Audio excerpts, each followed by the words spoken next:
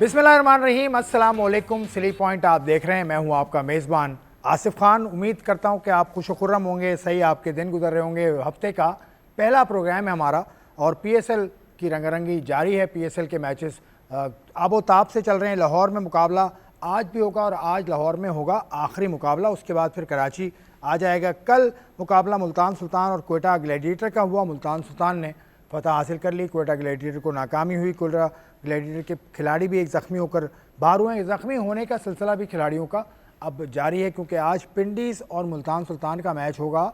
तो पिंडीज़ को एक झटका लग चुका है। Naseem Shah has been declared unfit, उनको कुछ मसला हुआ है और वो इनडेफिनेटली अनफिट हुए हैं, यानी गैर मुअय्यना मुद्दत के लिए अनफिट हुए हैं। कब आएंगे कब नहीं आएंगे उनका कुछ नहीं पता। उनकी जो फ्रेंचाइज़ है उसने प्रेस रिलीज़ जारी की है। उसके अलावा रावलपिंडी टीम में और भी कुछ शिकायत हैं जो हमने नोट की हैं, उस पर हम बात करेंगे। उसके अलावा हनीफ मलिक जो पाकिस्तान टीम के बैटिंग कोच हैं, उनका 2 रोज़ पहले इंटरव्यू छपा, बड़ा तफसीली उसमें साइम अयूब और बाबर आजम के बारे में उन्होंने गुफ्तगू शनीद की, उस पर हम बात करेंगे। उसके अलावा कल तो मुकाबला नहीं है, लेकिन अगले मुकाबले पर भी हमारी नज़र होगी। मेरे साथ 2 शरीके गुफ्तगू मेहमान हैं। अब्दुल गफ़ार साहब पाकिस्तान के तजियाकार हैं, बड़ा नाम है। अस्सलाम वालेकुम, कैसे हो? वालेकुम अस्सलाम आसिफ लाला, बहुत बहुत शुक्रिया आपके काइंड वर्ड्स का।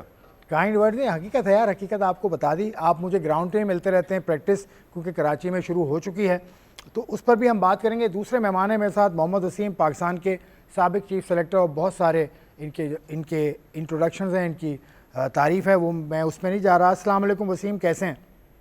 वालेकुम अस्सलाम, कैसे हैं आप?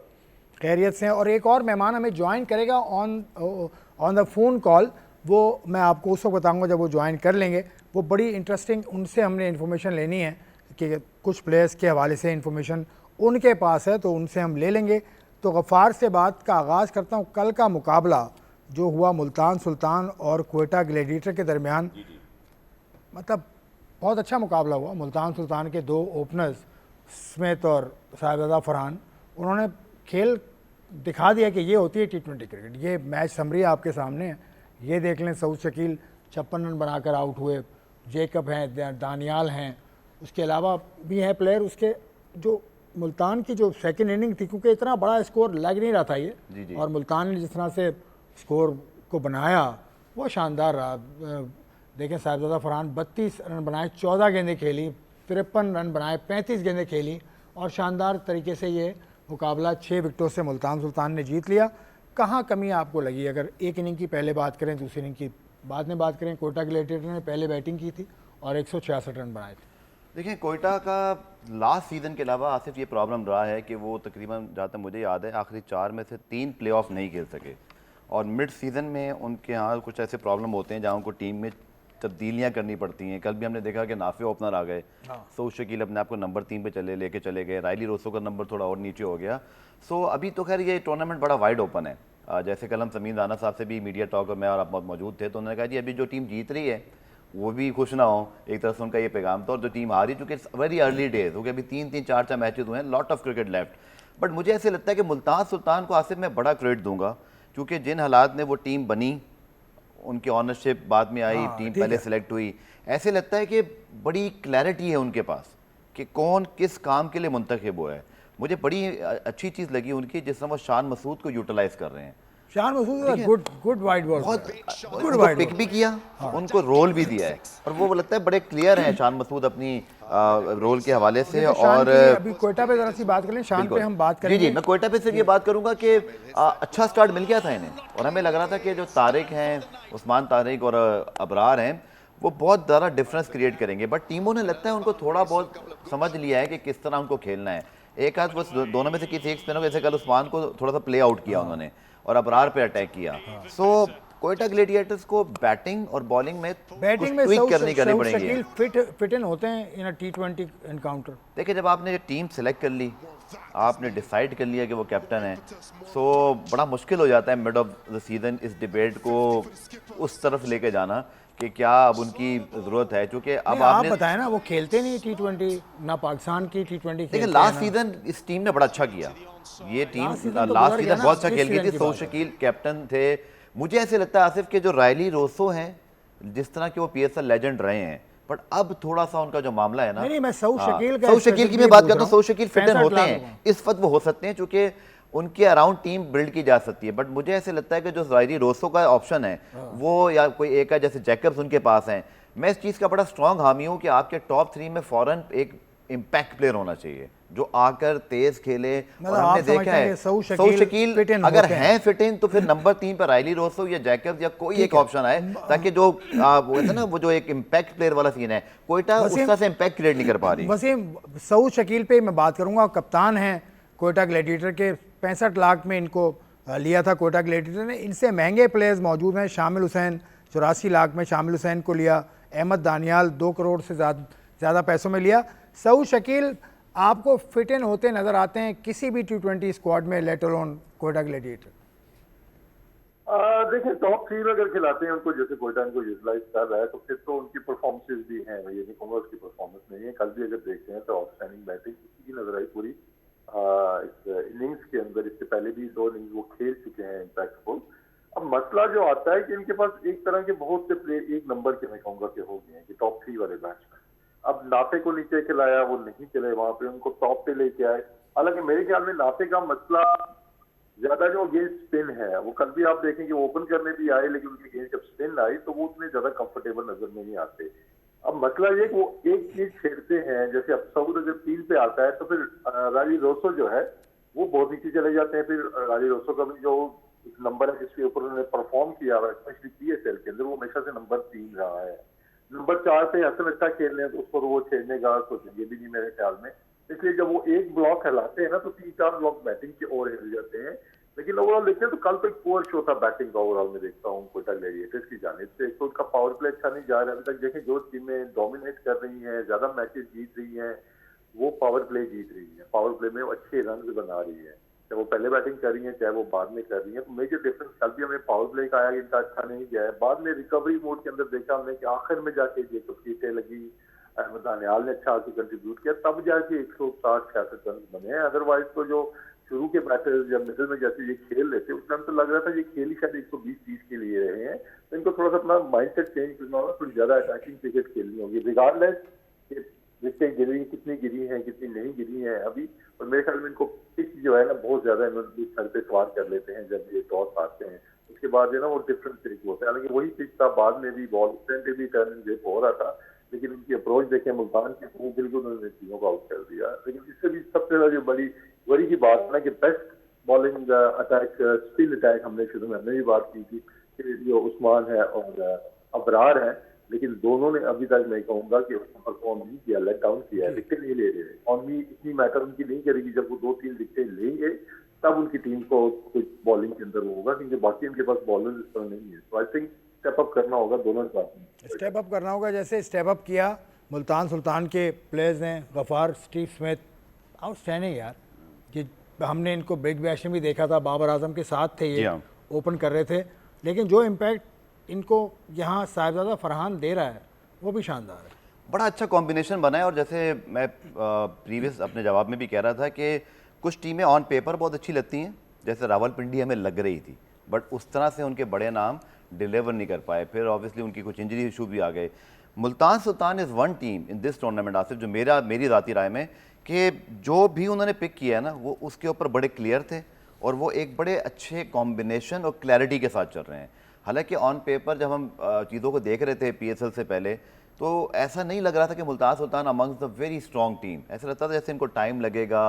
स्टीव स्मिथ भी T20 में भी उनको परफॉर्म करना बाकी है। अच्छा, एस्टर टर्नर क्या एक अच्छे कप्तान हो सकते हैं, नहीं हो सकते, बट जो डिसीजन लिए ना इनकी मैनेजमेंट ने, जैसे एस्टर टर्नर बतौर कप्तान भी, और फिर स्टीव स्मिथ, फिर साहबजादा फरहान, फिर अरफात मिन्हास, फिर शान मसूद इवन, बहुत अच्छी पिक्स भी की और उनको रोल भी बहुत अच्छे दे दिए। और मुझे ऐसे लगता है आसिफ के इस टीम ने ना मुझे सरप्राइज़ किया है किसी हद तक, क्योंकि रावलपिंडी से मैं बेहतर रिस्पेक्ट कर रहा था, या किसी हैदराबाद तो जाने ऑन पेपर ठीक नहीं, चलो छोटा सा जवाब कि मुल्तान सुल्तान के जो साबिक ओनर हैं अली तरीन, उन्होंने एक नई बहस शुरू कर दी है।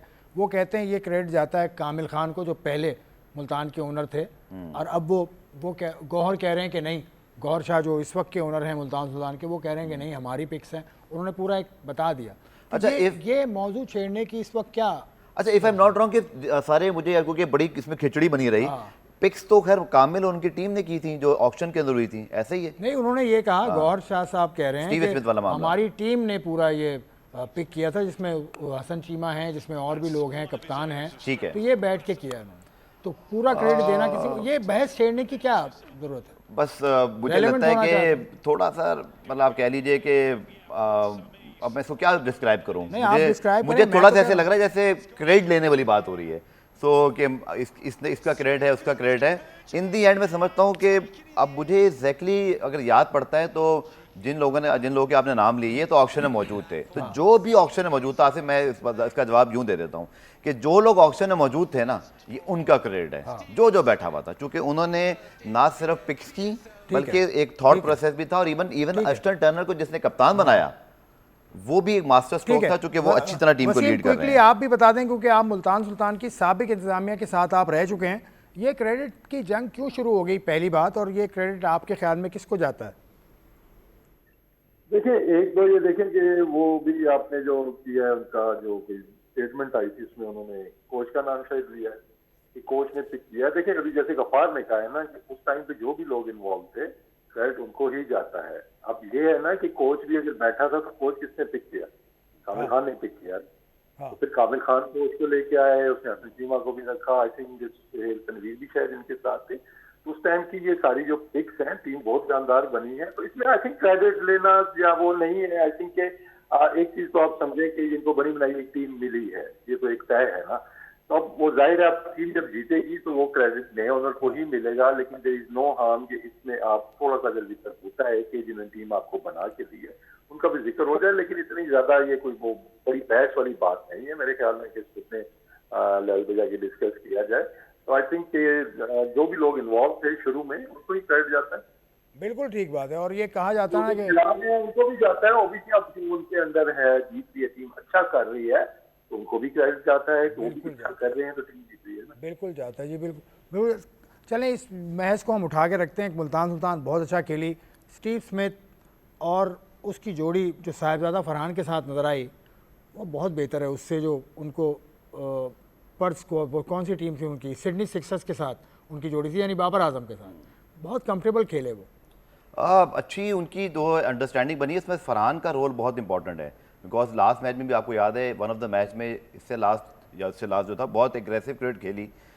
जो मुझे याद है कि जो हम बात कर रहे हैं स्टीव स्मिथ की, तो लास्ट मैच में जहाँ थोड़ा सा हाई स्कोरिंग मैच आया था, वो थोड़ा सा उसमें रन उनका ज़रा कम लग रहे थे, बट मुझे ऐसे लगता है कि अच्छे फिट इन हो गए हैं इस रोल के अंदर ये दोनों।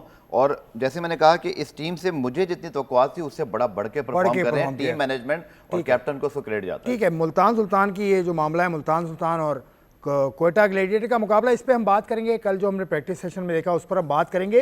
कल हमने प्रैक्टिस सेशन में ये देखा कि कराची किंग्स के दो प्लेयर्स जो यूएई से ताल्लुक़ रखते हैं, खुज़ैमा बिन तनवीर और मोहम्मद वसीम, वो चले गए, और ये ऐसा लगा कि शायद अचानक चले गए, या ये क्लैरिटी थी या नहीं थी, लेकिन कुछ दिनों के लिए गए हैं। तो इसमें पर्टिनेंट आदमी हमारे साथ हैं, मीडिया एंड कम्युनिकेशन के हेड हैं एमिरेट्स क्रिकेट बोर्ड के इमाद हमीद साहब। इमाद, अस्सलाम वालेकुम and thank you very much for joining in first of all. वालेकुम अस्सलाम Asif, thank you for having me. उम्मीद है कि आप खैरियत से और आपके पैनलिस्ट भी सब खैरियत से। सब ठीक है जी, सब ठीक है। ये पहले तो बताइए, खुज़ैमा बिन तनवीर और मोहम्मद वसीम को बुला लिया वापस, ये पहले से तय था, कराची किंग्स को बता दिया था, या पीएसएल के साथ आपका लाइजों था, क्या किस्सा है ये? आसिफ, दोनों खुज़ैमा और मोहम्मद वसीम D50 टूर्नामेंट यहाँ पे यूएई में हो रहा है, उसमें शिरकत के लिए कराची से आए हैं, and I believe they will rejoin their team in a days time, most likely I think कल सुबह तक वो टीम के साथ ही होंगे। और ये क्योंकि ऑफ कोर्स एक जो मैनेजमेंट है यूएई नेशनल मेंस टीम की, उनके डिसीजन था, because they wanted to assess the fitness of Wasim and Khuzaima in the 50 over format. Of course 20 over की क्रिकेट खेल रहे हैं पाकिस्तान सुपर लीग में, उससे पहले भी यहाँ पे जब इंटरनेशनल लीग T20 मुनक़िद हुई थी तो उसमें दोनों एक्टिव थे अपनी रिस्पेक्टिव टीम्स के लिए, बट 50 ओवर की फिटनेस और फॉर्म को गेज करने के लिए मैनेजमेंट ने चाहा कि वो कम से कम एक आध मैच में जरूर शिरकत करें टूर्नामेंट की। सो यही उम्मीद है कि वो कल इंशाल्लाह कराची में दोबारा कराची किंग्स को ज्वाइन कर लेंगे। इनफैक्ट जो वो मैच है 50 ओवर का इस वक्त मेरे सामने ही हो रहा है दुबई के ICC एकेडमी में, और वसीम बैटिंग कर रहे हैं 34 रन पर, और इससे पहले खुज़ैमा ने एक सो वहाँ बॉलिंग स्पेल भी किया जिसमें उन्होंने 3 खिलाड़ियों को आउट किया। तो so yes, it was just to assess their form and fitness in the 50 over format, क्योंकि यूएई ने इस महीने के एंड में और आने वाले दिनों में कुछ इंपॉर्टेंट मैचेस खेलने हैं, जिसमें ICC cricket world cup league 2 जो कि क्वालिफिकेशन प्रोसेस होता है 50 ओवर वर्ल्ड कप का, उसके मैचेस भी हैं जो कि यूएई के लिए क्वालिफिकेशन के पॉइंट ऑफ व्यू से और ओडीआई क्रिकेट के हवाले से काफी इंपॉर्टेंस रखते हैं। वसीम को तो हमने अभी हाल ही में देखा, खुज़ैमा बिन तनवीर के बारे में भी कुछ हमें मालूमात है, और अगर यूएई के कुछ प्लेयर्स हों जो अपकमिंग हों, जो एक्सपीरियंस हों, जो आगे जाकर नाम कमा सकते हैं आपके ख्याल में? बिल्कुल, जब खुज़ैमा का आपने जिक्र किया तो जो पाकिस्तान में ऑडियंस इंटरनेशनल लीग T20 देखी होगी, उन्होंने खुज़ैमा की परफॉर्मेंस भी देखी होगी जरूर। डिजर्ट वाइपर्स जो कि चैंपियंस बने 2025-26 के ILT20 के चौथे सीजन में, उसके लिए बहुत ही जबरदस्त उनकी परफॉर्मेंस थी थ्रू आउट द सीजन, और one of the leading wicket takers, बड़ी जबरदस्त नई बॉल से उन्होंने बॉलिंग की खास तौर पे, और फिर डेथ ओवर में भी बड़े जबरदस्त स्पेल्स किए और एक बड़ा मैच भी अपनी टीम को सेंसेशनल जिताया आखिरी बॉल पे अबू धाबी में। So Khuzaima bin Tanveer very much the star of the tournament, और उनका ताल्लुक फैसलाबाद से वैसे, और कराची में भी उनकी रिहाइश है। तो ऑफ कोर्स अब वो जब मूव हो गए हैं अब दुबई में, तो यहाँ पे यूएई क्रिकेट में अब हिस्सा दे रहे हैं, और he is a very very exciting prospect for UAE cricket. उसके अलावा अयान खान, एक लेफ्ट आर्म स्पिनर, वो भी बड़ी तेजी से उन्होंने अपनी परफॉर्मेंस दिखाई है पिछले 2-3 सीजन में। ILT20 के हैदर हैं एक और left arm spinner, Haider Ali, इसके अलावा अलीशान शरफ, सिमरनजीत सिंह। सो जो अब अपकमिंग यूएई के प्लेयर्स हैं, क्योंकि उनको इंटरनेशनल लीग T20 का जो एक्सपोजर मिला है पिछले 2 से 3 साल में, उन्होंने उस एक्सपोजर ने उनकी स्किल्स में, उनके कॉन्फिडेंस में, उनके एक्सपीरियंस में बड़ा जबरदस्त इजाफा किया है। इसी के साथ ही अब यूएई कि अगर आपने T20 वर्ल्ड कप में परफॉर्मेंस देखी होगी, उसमें भी यूएई ने कनाडा को शिकस्त दी, अफगानिस्तान के खिलाफ काफी अच्छी परफॉर्मेंस दी, और they were very close to upsetting Afghanistan as well. So in terms of progress, in terms of development of UAE cricket, I think ILT20 का करीबी किरदार रहा है, जिस एक्सपोजर से अभी अपकमिंग जनरेशन है ऑफ यूएई प्लेयर्स, वो आइंदा 3 से 5 साल 7 साल यूएई क्रिकेट को और ज्यादा इम्प्रूव करवाने में और उसकी ग्रोथ में इंपॉर्टेंट रोल अदा करेगी। ठीक है, मैं last question to you on a lighter note. कल मैं आपकी एक क्लिप सुन रहा था, आप और मोहम्मद वसीम जो हमारे साथ शरीक भी हैं, ये मार्नस लबुशेन का नाम आपने वो बताया जो मैंने कभी नहीं सुना था। मैंने नहीं, बहुत सारे लोगों ने नहीं सुना था। ये क्या नाम के पीछे क्या कहानी है, आप ही बता दें इसको। और सबसे पहले वसीम को सलाम, और अबली गफ्फार भी हैं आपके शो में, वसीम से मुलाकात होगी रात में। और वसीम खुद भी, क्योंकि इनका गहरा ताल्लुक रहे नेदरलैंड से, और इंटरनेशनल प्रोनाउंसिएशन इनकी भी बड़ी जबरदस्त है जी।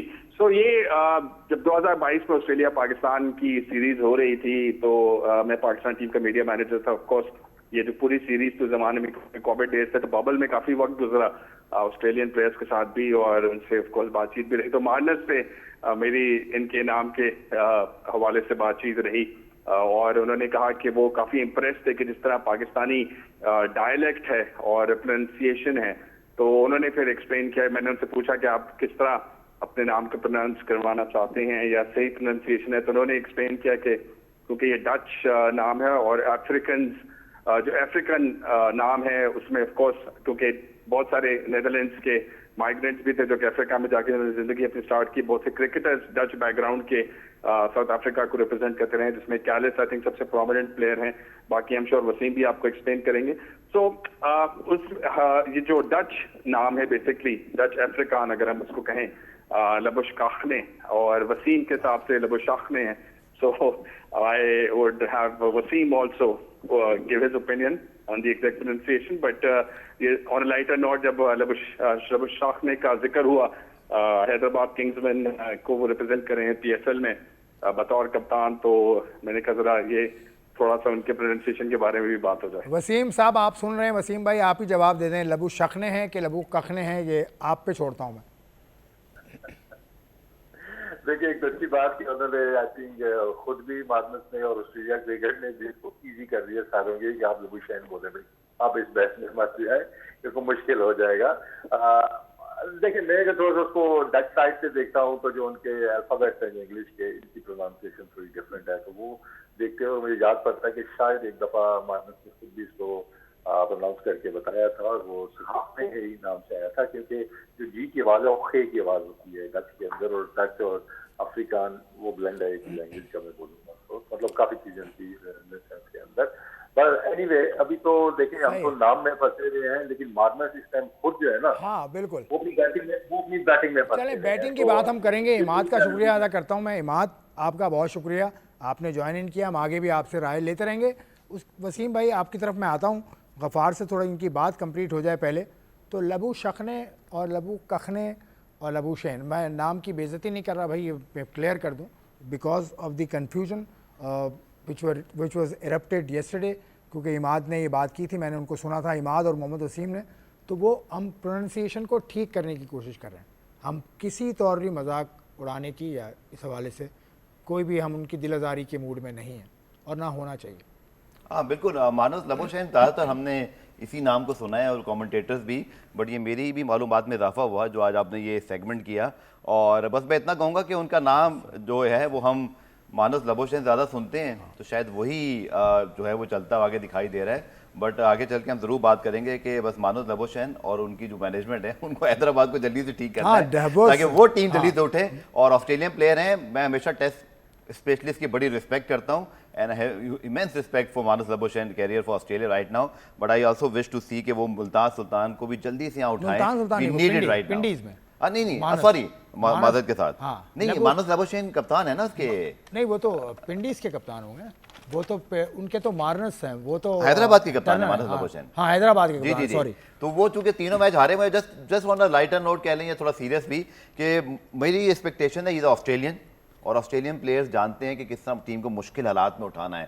सो I am very looking forward कि हैदराबाद को उठाएं जरा। ऑस्ट्रेलियन टच वसीम, मुल्तान सुल्तान में कल नजर आया ना, स्मिथ हैं उसके अंदर, और भी वो उनके पीटर सिडल हैं, और भी ऑस्ट्रेलियन है, तो ऑस्ट्रेलियंस एक ऑस्ट्रेलियन फ्लेवर नजर आया मुल्तान सुल्तान में। Do you agree?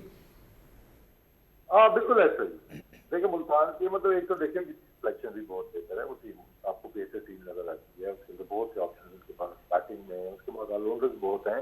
जैसे भी देखें कि कल पिच आया, जैसे उसके बाद स्पिनर्स भी मौजूद हैं, उसके बाद अरफात मिनास हैं, उसके बाद नवाज हैं, फिर खुद बॉलिंग कर लेते हैं, अभी मोमिन कमर बाहर बैठे हैं। अब दूसरी तरफ हम कोयटा को देखते हैं तो कोयटा के पास जो दो ही स्पिनर्स हैं, और उसके बाद जो और ऑलराउंडर्स हैं वो खेल रहे हैं, मतलब वो भी पक्के ऑलराउंडर्स नहीं है। तो शकील जहाँ से नवाज ने अभी बॉलिंग शुरू की है, तो मैं इनके स्क्वाड में भी नजर मारता हूँ, तो मुझे तो कोई नजर नहीं आ रहा कि स्पिनर जो बाहर बैठा हुआ इनका हो। तो correct me if I am wrong, sir Ghaffar technically बता दें कि मुझे इनके स्क्वाड के अंदर भी और स्पिन ऑप्शन नजर नहीं आ रहा। जहाँ पे इनको एक्स्ट्रा स्पिनर खिलाना पड़ा तो इनके पास ऑप्शन नहीं है, बाहर के पास या विकेट कीपर्स हैं या पेसर्स बैठे हुए हैं। तो इस मामले में देखें तो आपको ऑस्ट्रेलियन माइंडसेट देखें, अगर आप जब ऑस्ट्रेलियन प्लेयर रखने से माइंडसेट आना होता ना, तो फिर हैदराबाद भी इस समय से शायद वापस दूसरे नंबर पे नजर आती है, तीसरे नंबर पे नजर आती है, या मैचेस जीतती हुई नजर आती है। Depends on the quality of the player also, कि आपकी टीम के अंदर क्या क्या चीजें हैं, क्या क्या कंपोनेंट्स आपने बनाए हैं। अब बॉटम की दोनों टीमें देख लें, और मतलब कोयटा को चले अभी थर्ड पे है, तो बॉटम की दोनों टीमें जो इस टाइम चल रही हैं, उनके लिए सबसे बड़ी जो डिबेट है वो उनके कप्तानों के ऊपर चल रही है। कौन को क्या ओपन करनी चाहिए, नहीं करनी चाहिए, या लफजल को ऊपर आना चाहिए। उधर दूसरी तरफ हैदराबाद को देखते हैं कि लबुशैन को नंबर 3 पे खेलना चाहिए या खेलना ही नहीं चाहिए, तो वो उस चीज में ही फंसे हैं। तो दैट क्लियरली रिफ्लेक्ट के उनके प्रॉब्लम जो है वो मतलब कप्तान, मतलब आप कोयटा को भी इस कैटेगरी में ला सकते हैं कि सऊद को भी अपनी जगह छोड़नी पड़ी, नंबर 3 के ऊपर आने पड़े हैं। तो अगर ये चीजें पहले से सॉर्टेड होती तो शायद टीमों की परफॉर्मेंस बेहतर होती। चलें अभी एक ब्रेक की जानिब बढ़ रहा हूँ मैं। ब्रेक के बाद हम आके मजीद बात करेंगे, बहुत कुछ है डिस्कस करने के लिए, तो कहीं मत जाएगा। See you after a short break.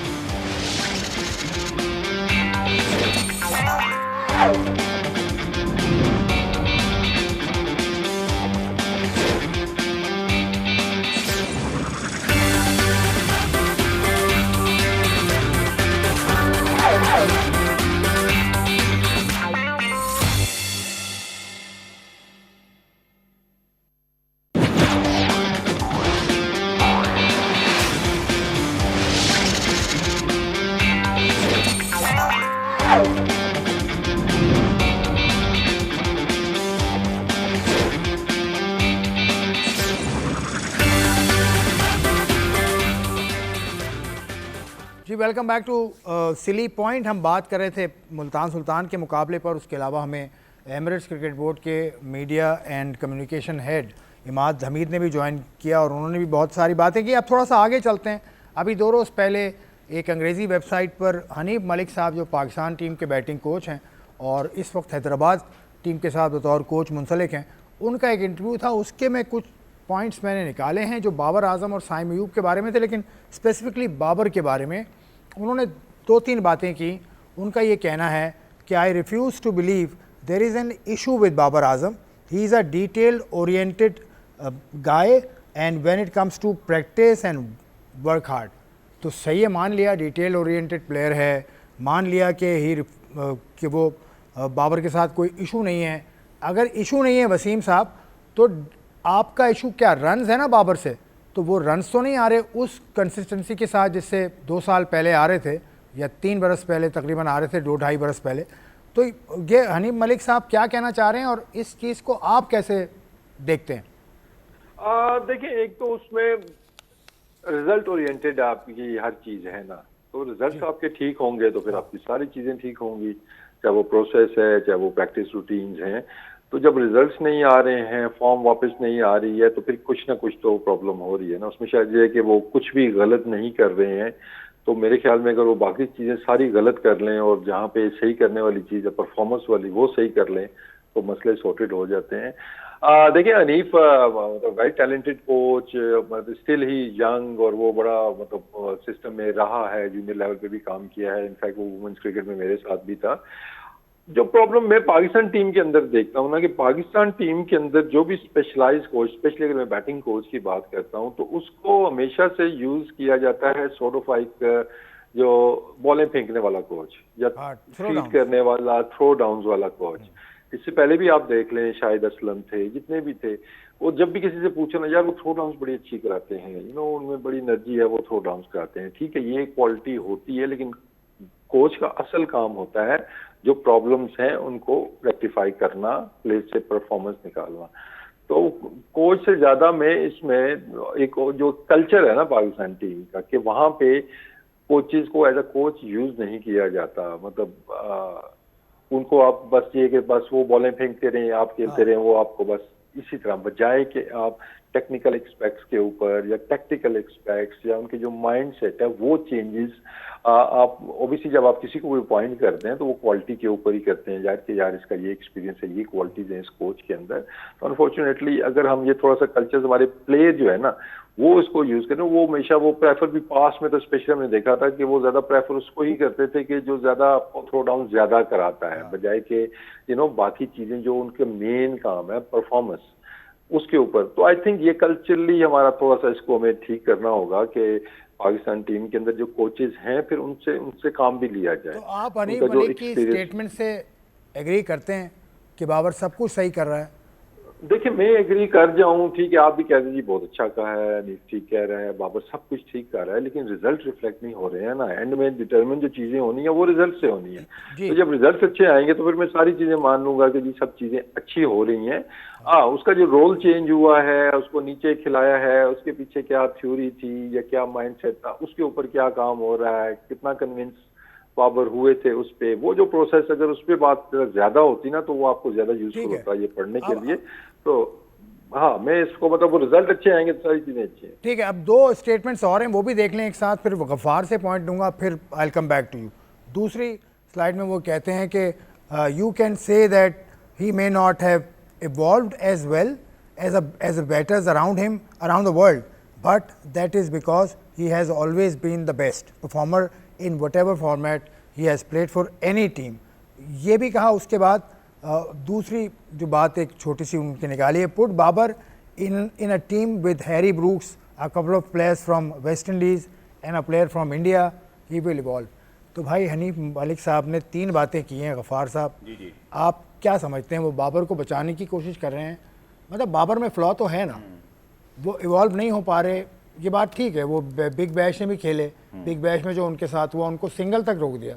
तो मतलब क्या वो T20 के प्लेयर हैं आपके ख्याल में इस पोजीशन के हिसाब से? यार मुझे पहले भी एतराज़ ये था कि ठीक है बाबर के रन्स नहीं आ रहे, बिल्कुल ठीक है, और उनके अपने स्टैंडर्ड के लिहाज से नहीं आ रहे, लेकिन बाकी हमारे जो पाकिस्तानी प्लेयर्स हैं वो डिस्कस ही नहीं होते, ना रिजवान डिस्कस होते हैं, ना फ़खर जमान डिस्कस होते रिजवान को भी डिस्कस करेंगे, ना हम डिस्कस करते हैं। मतलब हमारे साथ जो बाकी मिड ऑर्डर के प्रॉब्लम्स रहे हैं, ये मसले का हल जो है ना, यहीं से मसला शुरू होता है कि जब हम एक प्लेयर को पिन पॉइंट करते हैं, इंटरव्यू में भी वही डिस्कस होगा, टॉक शो में वही डिस्कस होगा। भाई आपकी पूरी टीम है 11 की, 15 की टीम है, नहीं, देखो, आप ऐसा क्रिकेट स्टैंडर्ड गिरे हुए हैं। अगर आप की मेरा बात मौकफ तो लेने देना, आप मुझे बोलते हैं कि मौकफ दें, हाँ। तो मैं आपको मौकफ दे रहा हूं कि जब आप एक ही प्लेयर को डिस्कस करेंगे हर जगह, यही तो मसला है।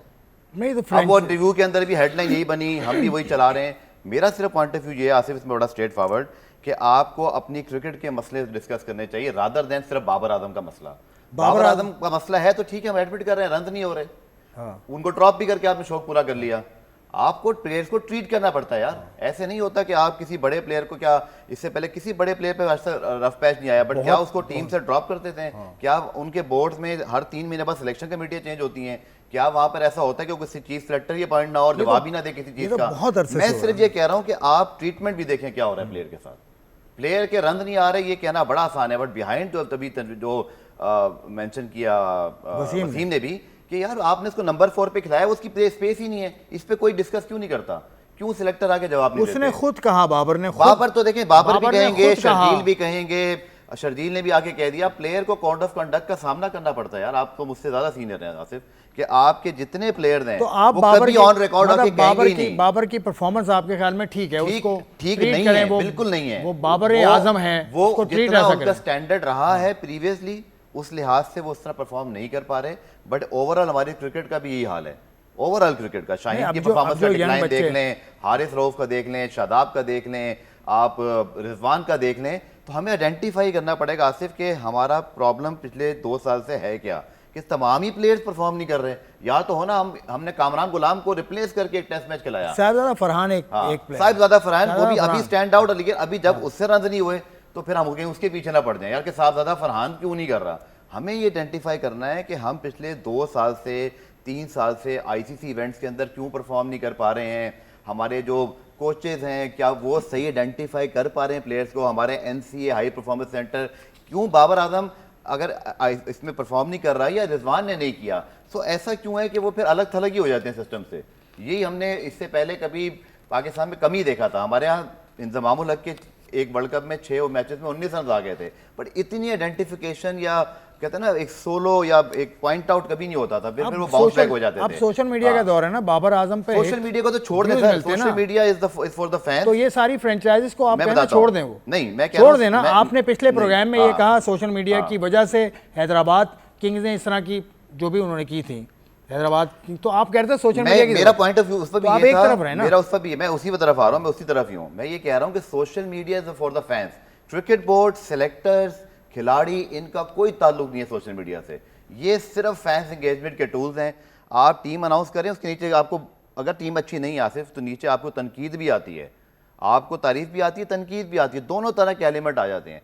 सोशल मीडिया तो आसिफ मैं सिर्फ ये समझता हूँ कि आप उसको इस्तेमाल रखें सिर्फ फैंस एंगेजमेंट के लिए, इसका और कोई पर्पज होना ही नहीं चाहिए। हमारे यहाँ जो अब सिलेक्शन कमेटी इससे प्रीवियस भी थी, अब भी हैं, अगर हम सोशल मीडिया के बेस पर लड़के सेलेक्ट करने शुरू हो जाए तो बहुत ही मतलब नहीं होते सिलेक्ट। मैं एक तासुर ये कह रहा हूँ ना, जैसे लोग कहते हैं कि बाबर आजम क्या सोशल मीडिया के स्टार हैं, ये देखें जो भी है, सिलेक्ट पीसीबी अपना काम करे, सिलेक्टर अपना काम करें, मैं ये कहता हूँ। हाँ, आपने कहा ना फर्स्ट क्लास, अभी हम ब्रेक में बात कर रहे थे कुछ लड़के फर्स्ट क्लास नहीं खेलते, तो Babar is on top, first class नहीं खेलते वो। शाहीन अफरीदी फर्स्ट क्लास नहीं खेलते, बिल्कुल नहीं खेलते, क्योंकि दुनिया भर में मेरा मेरी जहां तक नॉलेज है, आप जिन प्लेयर्स को लेकर आ रहे हैं ना विदाउट फर्स्ट क्लास एक्सपीरियंस, जैसे कि हमने नाफे को भी वर्ल्ड कप में खिला दिया, हम अभी खुदा ना खाता कि समीर मिन्हास को भी ना ले आए, ये पीएसएल की परफॉर्मेंस है। मेरा सिर्फ इसमें बड़ा क्लियर पॉइंट ऑफ व्यू है, आपके जो प्लेयर इंटरनेशनल खेल रहे होते हैं उनके पास पहले ही बड़ा टाइट शेड्यूल होता है, चाहे वो शाहीन हो, हारिस हो,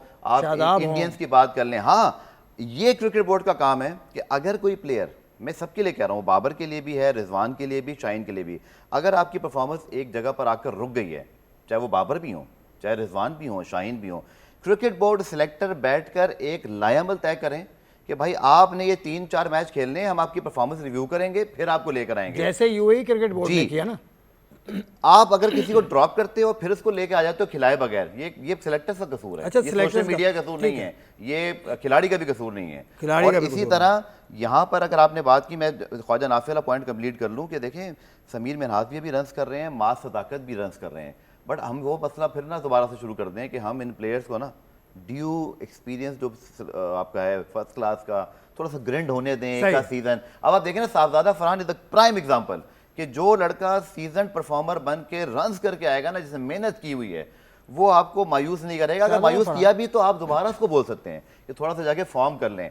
अगेन पॉलिसी मेकर इस सेलेक्टर्स एंड क्रिकेट बोर्ड, उनको ये मेक श्योर करना है, आसिफ मुझे आपको या सोशल मीडिया को नहीं, इनको ये मेक श्योर करना है कि ठीक ये है। चीजें इन ऑर्डर रहें, क्योंकि है भाई। आखिर में 2 साल से टीम भी परफॉर्म नहीं कर रही है। ठीक है, टीम परफॉर्म नहीं कर रही है, सोशल मीडिया का जोर सारा एक ही प्लेयर पे होता है। वसीम भाई, ये क्या स्केप का रास्ता है बाबर आजम के लिए, या वो वाकई परफॉर्मेंस उनको ज़रूरत है कि वो करें ताकि T20 टीम में रह सकें? यार एक तो मुझे आप ये बताएं कि अभी लास्ट वर्ल्ड कप जो T20 हुआ, इंडिया जीता, वो जी किसी एक प्लेयर पे आप कहें जी कि इस प्लेयर ने वर्ल्ड कप जिता दिया? नहीं, it was a team effort. Exactly. इसी तरह पिछला वर्ल्ड कप निकाल लें, उससे पिछला वर्ल्ड कप निकाल लें आप। पाकिस्तान लास्ट जो अच्छा खेला था 2022 को वर्ल्ड कप हुआ था ऑस्ट्रेलिया में, इसमें बाबर की परफॉर्मेंस बिल्कुल नहीं थी, और हम खेले क्या थे, फाइनल जाके खेले थे। ठीक है, तो एक प्लेयर ना, आपको साहबजादा ने आप सिंगल हैंडेड इतना ज्यादा परफॉर्म किया ना इस वर्ल्ड कप के अंदर, हाईएस्ट रन गेटर रहा वर्ल्ड कप का, टीम आपकी आगे भी नहीं जा सकी, नॉकआउट में भी नहीं पहुंच सकी है। तो ये एक प्लेयर पे सारा कुछ डाल देना, मेरे ख्याल में तो ये अप्रोच ही गलत है। हम देखें, हम फिर आ गए जी कि बाबर ने रन किए तो हम हार गए, या सलमान अली आगा ने रन नहीं किए तो हम हार गए हैं। भाई उससे पहले आप आ जाए ना कि आप टीम क्या खिला रहे थे वहां पे, रियल जो इश्यूज हैं, टॉस के डिसीजंस आपके क्या थे, आपकी प्लेइंग 11 में आपने फखर को बाहर बिठाया हुआ है, आपने इब्रार को बाहर बिठाया हुआ है। इन डिसीजंस की वजह से 75% परफॉर्मेंस आपकी वैसे ही रह जाती है, आपने स्क्वाड क्या सिलेक्ट किया हुआ है। तो जब ये चीजें आप सारी सही हो ना, स्पॉट ऑन हो, और उसके बाद आप कहें जी कि हाँ जी ये सारा प्रोसेस तो हमारा ठीक था, अब देखते हैं जी प्लेयर्स की परफॉर्मेंस क्या है। ठीक है, अब वो प्लेयर्स की परफॉर्मेंस पे हम सीधा ले आते हैं बाकी खामियां अपनी छुपाने के लिए कि बाबर को 4 नंबर पे लाने का फैसला। अगर बाबर इतना ही अच्छा था, जैसे भी आपने स्टेटमेंट भी पढ़ी है जी कि वो कुछ गलत नहीं कर रहा है, उसकी सारी चीजें हैं, वो बेस्ट है, वो बेस्ट कहाँ पे था? अगर आप उसको पास की भी देखते हैं तो बेस्ट फिर टॉप ऑफ द ऑर्डर था ना, फिर आपने उसका नंबर क्यों चेंज किया? अगर इफ यू स्टिल बिलीव कि जी वो बेस्ट कर दुनिया नहीं तो बेस्ट तो देखें वसीम भाई, बेस्ट को छेड़ा क्यों है फिर? कथा कलामी कर रहा हूँ, कथा कलामी कर रहा हूँ। अभी जो बिग बैश लीग में वो टॉप ऑर्डर खेल तो रहे थे, क्या किया उन्होंने वहां पर? मैं यही कह रहा हूँ ना कि मैं तो नहीं कह रहा ना कि बेस्ट स्टेटमेंट के अंदर है ना कि वो बेस्ट के अंदर भी आता है। देखिए आप साहबजादा फरहान भी तो खेल है ना, वो एट टाइम्स हमें स्मिथ से बेहतर बैटिंग करता हुआ नजर आ रहा है। जब वो दोनों इकट्ठा खेल रहे हैं तो वो चीज के उसके अराउंड जो प्लेयर्स हैं उसका इफेक्ट आता है, तो फिर उसके अराउंड फिर प्लेयर भी तो आपने रखने हैं ना, उनको फिर अच्छा कर लेना। अगर आपने, अगर ये मतलब मैं इन चीजों पे वो नहीं करता कि साथ वाले प्लेयर की वजह से ये हो गया या वो हो गया, हर बंदे का अपना एक रोल है। अभी आपने शान मसूद का जिक्र किया था जी, शान मसूद वो दिखा रहा है अपना टैलेंट, या तो भाई जहां पे मौका मिलता है उनको दिखाना चाहिए ना, चाहे पाकिस्तान टीम में मिलता है, जहां पे इसी माइंडसेट के साथ खेलें तो आपको कोई मना तो नहीं करता ना। तो वहां पे जाके अगर एनवायरनमेंट के अंदर कुछ प्रॉब्लम ऐसी है कि वहां पे इनसिक्योरिटीज के अंदर जाके प्लेयर जरा स्लो खेलना शुरू कर देते हैं, क्योंकि यही शान मसूद है ना कि जो भी खेल रहा है। तो इसी तरह और प्लेयर्स भी हैं, मोहम्मद हारिस भी आपके सामने है कि वो PSL आती है तो वो डिफरेंट प्लेयर बन जाता है, पाकिस्तान टीम के अंदर जाता है तो वो उसके ऊपर वो डिफरेंट बातें भी फिर शुरू हो जाती हैं। तो वो नीड टू बी कंसिस्टेंट। देखिए आपने अगर कंसिस्टेंट परफॉर्मेंस लेनी है, कंसिस्टेंट रिजल्ट्स प्रोड्यूस करने हैं, तो you need to be consistent with जो पॉलिसीज, आपकी जो मेथड्स है, आपके मेथड्स फेल हो गए हैं ना, you need to change them, admit it. आप प्लेयर्स पे मत डालें। ऑलराउंडर्स की वो जो हमने तवाई फेरी 2 साल में जी, ऑलराउंडर सारे हमने खिलाने हैं, सारे ओपनर्स ही खिलाने हैं, अपनी मर्जी से ही नाफे को कभी छठे पे खिला देना, पहले तो पिक कर लिया फिर छठे पे खिला दिया, नहीं जी अब तो वो ओपनर है, फखर को खिलाना नहीं, खिलाया तो उसने आगे रन कर दिए, फिर ओपन में रन कर दिए, अब 4 पे फेल हो गया। मतलब आप ये चीजें तो एडमिट करें ना, तो उसके बाद आगे चलेंगे ना, तो आपको ये चीजें बदलनी होगी। अगर आपने इसी सोच के ऊपर जाना है कि ये थोड़ी बहुत बॉलिंग कर लेता है उसको हम रख लेते हैं टीम के अंदर, नंबर किसी का कोई मैटर नहीं करता, हम सारे ओपनर्स खिला लेंगे, तो फिर ये इसी तरह आगे होनी है। फिर वो कभी आप बाबर पे डाल देंगे, कभी आप किसी और पे डाल देंगे, तो बाबर सिर्फ अकेला का डिबेट में भी इस पे मतलब हमने ये चीज बहुत डिस्कस की हुई है कि देखिए बाबर पे इतनी ज्यादा जो डिस्कशन ना इतनी ज्यादा प्रेज की होनी चाहिए तो ना इतनी ज्यादा उसको क्रिटिसिज्म की होनी चाहिए। बाकी प्लेयर्स भी टीम के अंदर है, उनकी भी उतनी ही कंट्रीब्यूशन होती है। चलें, अब जो पाकिस्तान क्रिकेट बोर्ड की जो बेस है, जो क्रिकेट की बेस है वो डोमेस्टिक क्रिकेट है। डोमेस्टिक के डायरेक्टर अभी तब्दील तो नहीं हुए, लेकिन उनका टेन्योर ख़त्म हो गया। अब्दुल्ला खुर्रम नियाज़ी साहब का, वो डेपुटेशन पे आए थे CDA से, कैपिटल डेवलपमेंट अथॉरिटी से, वहाँ वो वापस चले गए। वसीम, छोटा सा आपसे पूछना चाहूँगा, यहाँ पर क्रिकेटर तो ये भी थे साबिक, लेकिन कोई बड़े स्टेचर का क्रिकेटर होना चाहिए डोमेस्टिक का डायरेक्टर, या कोई क्रिकेट डायरेक्टर पाकिस्तान क्रिकेट को ज़रूरत है? इसको छोटा सा अगर आप समझ कर सके, फिर मैं गफ़ार से पूछता हूँ। देखिए one of the most important position है क्रिकेट बोर्ड के अंदर। आप कहते हैं कि इंटरनेशनल डायरेक्टर भी जो होता है इंटरनेशनल क्रिकेट, वो भी इम्पोर्टेंट है, लेकिन डोमेस्टिक वाले की इंपॉर्टेंस बहुत ज्यादा होती है।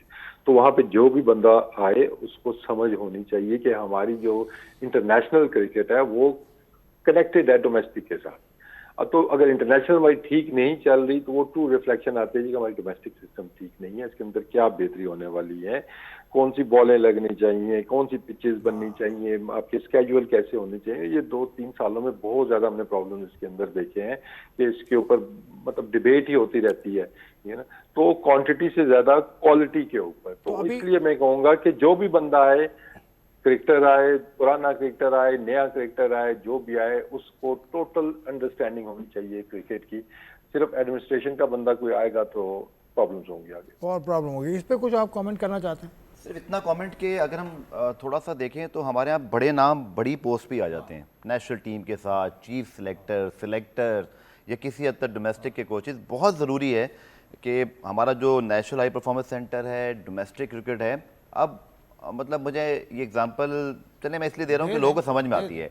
अब आप देखिए VVS लक्ष्मण, राहुल द्रविड़ ने कितना काम किया। अभी रिसेंटली उनके मेन टीम के कोचेस ने उनको क्रेडिट दिया इस चीज़ का कि हमने 2 साल पहले ये सब कुछ शुरू किया था, वहाँ से हमारी कम्युनिकेशन रही और बिहाइंड द सीन वो काम करते रहे।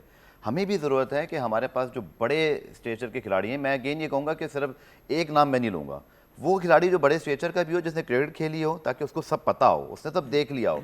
दूसरा, उसकी एडमिनिस्ट्रेशन भी अच्छी हो कि वो काम कर सकता हो, वो ड्राइव कर सकता हो, वो चीज़ों को प्लान आउट कर सकता हो, चाहे उसके लिए उसके पास 1-2 टीम मेंबर आ जाएं। आजकल ये हो रहा है। अब आपके पास डेटा के भी एक्सपर्ट होते हैं ना, आप क्रिकेटर तो डेटा एक्सपर्ट नहीं हो सकता क्योंकि ये उसका काम नहीं है, बट वो हेल्प ले सकता है।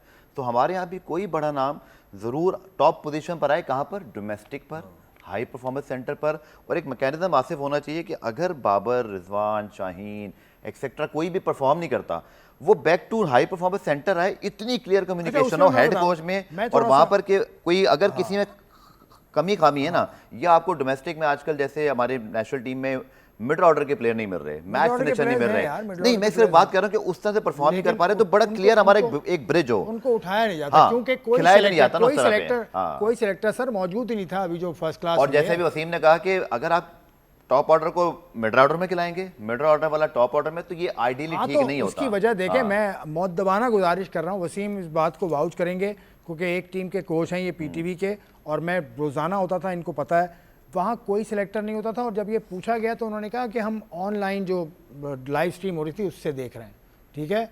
तो वहाँ पर अब्दुल्ला खुर्रम नियाज़ी साहब ने जो काम किया वो ये था, इस सीज़न में जो डिपार्टमेंटल फर्स्ट क्लास हुआ उसके पहले राउंड्स के अंदर विकेट की कंडीशन कुछ और थी, उस पर घास 6 मिलीमीटर घास थी। उसके बाद जो 3 राउंड हुए उसमें घास की लंबाई कम कर दी 3 मिलीमीटर, और आखिरी 2 राउंड में घास बिल्कुल काट दी। यानी स्पिनर्स को भी फ़ायदा, फास्ट बॉलर को भी मदद, और आपकी फ्रेंडली मतलब सपोर्टिंग पिचेस भी थी। यानी आप देखें ना, PTV ने 37 रन पे आउट कर दिया SNGPL को, कितनी बड़ी बात है। बिल्कुल नेशनल बैंक स्टेडियम पे ये मैच हुआ था। तो इस तरह की वैरायटी देखी हमने। तो ये अब्दुल्ला खुर्रम नियाज़ी साहब ने काम तो मैंने देखा है, क्योंकि आप कुछ भी बात करते रहे, वो CDA से आए थे, यहाँ से आए थे, लेकिन उन्होंने काम किया ग्राउंड पे। इससे पहले नदीम खान थे, इससे पहले और भी थे। तो इसको तब्दील होना पड़ेगा। और गेंदे वेंदे जो इस्तेमाल हुई वो ड्यूक का बॉल था, बड़ा अच्छा, मैंने उसको देखा भी। तो इस तरह के काम तो आसिफ, रहे मैं हैं, सिर्फ इतना कहूंगा कंटिन्यूटी जरूर हो। Continuity। जैसे नदीम साहब का आपने जिक्र किया, अब जो हमारे मौजूदा थे अभी अब्दुल्ला अब्दुल्ला खुरम नियाज़ी साहब, उनके हवाले से भी खबर आई। फिर कुछ एक मैंने ट्वीट देखा आदम खान साहब का बहरहाल, जो कोयटा ग्लेडिएटर्स के साथ है, मुझे उनके ट्वीट से शायद तासुर मिला कि शायद क्या वो वापस आ रहे हैं। I am not sure about it, नहीं, आजम खान साहब को पता होगा, वो क्योंकि आजम खान शुक्रिया साहब कर के रहे साथ- थे कि बड़ा अच्छा आपने काम किया। मैं सिर्फ ये कह रहा हूँ कि कंटिन्यूटी जरूर वो रहे। तो करेंगे ना, मैं बता दूं भाई बात। और इस क्रिकेट बोर्ड में एक चीज़ बड़ी अच्छी हो गई है, चाहे हम इस वक्त पाकिस्तान क्रिकेट में लाख मसले निकाल लें, लेकिन इस क्रिकेट बोर्ड को वक्त मिल रहा है। ये अब एक अरसे से चल रहा है हमारे यहाँ, वरना इस साल में 6 महीने में कुछ भी तब्दील हो जाता है। सो बड़ा अच्छा हो कि हमारा जो डोमेस्टिक है आसिफ, और जो हाई परफॉर्मेंस सेंटर है, और इवन हमारे कोचेस, मैं समझता हूँ बड़ा ठीक फैसला किया पाकिस्तान क्रिकेट बोर्ड ने कि वर्ल्ड कप के बाद आपने तब्दीलियां नहीं की। अच्छी बात है, क्योंकि अब आप टाइम तो देना। तो वो जो आप फिर कहते जवाब हैं कि लें। सोशल मीडिया से फैसले कर रहे हैं, वसीम भाई आप इस बात से एग्री करते हैं जो मैंने अभी बताया कि डोमेस्टिक के जो मैचेस हुए थे वो इस तरह से हुए थे? कोई सिलेक्टर आपको नजर आया नहीं आया? मुझे बता दें, मुझे नजर कोई नहीं आया था भाई। नहीं, सिलेक्टर्स तो नहीं थे, वो आपको भी पता है, सबको पता है, सबको गिला यही था। उस टाइम पे सिलेक्टर कोई भी नहीं आया था, चाहे वनडे थे, उसके बाद जो 4 डे मैचेस हुए उसके अंदर भी नहीं थे। तो ये तो एक बेसिक चीज है, इसको होनी चाहिए। बस इसमें थोड़ा सा मुझे at times I don't know is it possible और नॉट कि जो कोचेज आते हैं ना डोमेस्टिक क्रिकेट के अंदर, शायद उनको हाई परफॉर्मेंस सेंटर के अंदर आना चाहिए, कि जो आपके डायरेक्टर उनके हैं डोमेस्टिक कोचेस को भी उनके अंदर ही आना चाहिए। क्योंकि मेरे ख्याल में it's too much for a domestic director कि उसने डोमेस्टिक क्रिकेट चलानी भी है, उसके जो एडमिन की चीजें वो भी देखनी है, एट द सेम टाइम फिर कोचेस भी अपॉइंट करने हैं, उनका अप्रेजल भी करना है। तो वो कोई मेरे ख्याल में it's too much for the domestic director. तो आई थिंक कोचेस का डिपार्टमेंट ही लादा होना चाहिए, चाहे वो आपके अकेडमी के कोचेज हैं, चाहे वो डोमेस्टिक के कोचेज हैं। They should report directly to the director of academies जो है उसके अंदर होना चाहिए, ताकि जो डोमेस्टिक बाकी डायरेक्टर हैं वो डोमेस्टिक डायरेक्टर वो खुल के इंफ्रास्ट्रक्चर के ऊपर काम कर सके। स्केड्यूलिंग हो गया, अंपायरिंग, बहुत सी चीजें और भी आती हैं इसके अंदर। तो आई थिंक ये थोड़ी सी मेरे ख्याल में आगे चल के इसमें बेहतरी ला सकता है, क्योंकि अभी it's too much for the domestic director कि वो हर चीज के अंदर वो इन्वॉल्व हैं। और बहुत सी चीजें ऐसी हैं कि शायद उसमें फिर आ जाता है कि क्योंकि डायरेक्टर जो डोमेस्टिक होगा वो खुद कोच तो नहीं है ना, अभी खुरम भी जो थे, तो वो क्योंकि इस चीज का काफी मतलब इतना अच्छा फीडबैक कोचेज की तरफ से भी नहीं आता कि जिस तरीके से किया जाता है डोमेस्टिक क्रिकेट की तरफ से। तो आई थिंक वो बेहतर ही होगा कि उसको आप डाइवर्ट कर दें इंटरनेशनल क्रिकेट की तरफ, अकेडमीज की तरफ। चलें, ठीक है वसीम, अच्छा आपने मशवरा दिया। आपसे इजाज़त अब चाहेंगे कल तक के लिए। कल आप दोबारा ज्वाइन इन कीजिए, बस थोड़ा सा 1 आध मिनट का वक्त है। तो अब्दुल गफ़ार साहब, हम पॉइंट्स टेबल देख लेते हैं इस वक्त क्या चल रहा है। ये पोजीशन है, मुल्तान की टीम टॉप है, उसके अलावा कराची है, फिर इस्लामाबाद है, लाहौर है, पेशावर है, कोयटा है, रावलपिंडी। एक क्विकली पॉइंट ऐड कर सकता हूँ? आप बिल्कुल कीजिए। आप शेड्यूल देखें कि एक टीम आज 5वां मैच खेल लेगी। हाँ, वो ज़ल्मी सिर्फ 2 मैच खेल के बैठा हुआ है और बड़ा लंबा गैप आ गया उनका। तो मुझे it doesn't make lot of sense कि एक टीम सिर्फ 2 मैच और उनका इतना लंबा गैप। थोड़ा उनके नेगेटिव पॉजिटिव मुझे नहीं पता अब इसके क्या असरात होंगे, शायद पॉजिटिव भी हो जाए कि रेस्ट मिल गया, या नेगेटिव ये हो कि आप बिल्कुल ही गेम्स आउट हो गए, मैच जाया हो गया। सिर्फ एक मैच खेला हुआ है टूर्नामेंट में। अब लुक एट मुल्तान, आज वो 5वां मैच खेल लेंगे। तो आज वो शाम को मजाक कर भी रहे थे, मैं सोचता हूँ यही सो जाऊँ क्योंकि मुझे कल दोबारा इधर ही आना है। बट बादल क्या कह सकते हैं, शेड्यूलिंग आपके सामने है। शेड्यूलिंग आपके सामने। इसमें जो टीम्स हैं, जो वीकर साइड्स हैं, रावलपिंडी और हैदराबाद, आई रियली होप कि ये लिफ्ट अप करें। इनका मुकाबला भी है ना, कराची में पहला मुकाबला हैदराबाद और पेशावर ज़ल्मी का है। पेशावर के फिर बैक टू बैक गेम है। कल तो मुकाबला हैदराबाद किंग्समैन और कल है मुकाबला, कल तो कोई मुकाबला ही नहीं, मुल्तान और पिंडीज का मुकाबला। पिंडीज पे हम डिस्कस करेंगे तफसील के साथ, तो वो कल पे उठा के रखते हैं, पिंडीज के ऊपर हम कल डिस्कस करेंगे। गफ़ार साहब का शुक्रिया, मोहम्मद वसीम साहब का शुक्रिया, इमाद हमीद साहब का शुक्रिया, और आपका शुक्रिया कि आपने प्रोग्राम देखा। कुछ इसमें अगर आपको पॉइंट आउट करना है कि ये हमने गलत किया, ये सही किया, उसके बारे में सोशल मिडिया पर हमें ज़रूर बताइएगा। इजाज़त चाहूँगा, खुदा हाफ़िज़।